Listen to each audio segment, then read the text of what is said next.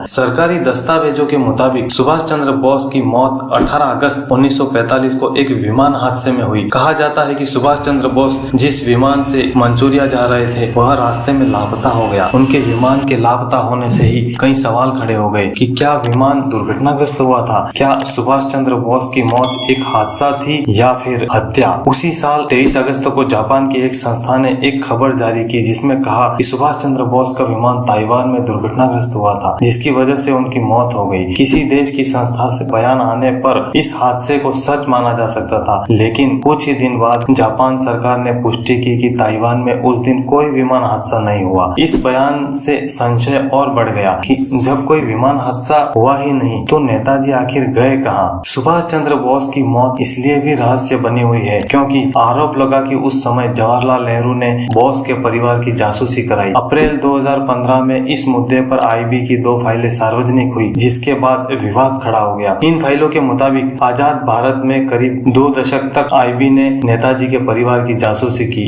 कई लेखकों का मानना है कि नेहरू को भी सुभाष चंद्र बोस की मौत पर शक था, इसलिए वह बोस परिवार के पत्र की जांच करवाते थे ताकि अगर नेताजी परिवार से संपर्क करें तो पता चल सके। बाद में सुभाष चंद्र बोस की मौत से जुड़ी 37 फाइलें सरकार ने सार्वजनिक कर दी, लेकिन इन फाइलों से ऐसे पुख्ता सबूत नहीं मिले जो दावा कर सके कि सुभाष चंद्र बोस की मौत विमान हादसे में हुई थी। नेताजी के समर्थकों का मानना है कि वह देश की आजादी के वक्त जीवित थे, लेकिन इस बात का कोई भी सबूत नहीं। आज भी सवाल बरकरार है कि क्या 1945 में विमान हादसे में ही सुभाष चंद्र बोस की मौत हुई थी? अगर हाँ तो यह हादसा था या हत्या? अगर नहीं तो नेताजी कहाँ गए और दुनिया से छुप कर रहे आखिर क्यों? तो आज भी ये एक रहस्य बना हुआ है।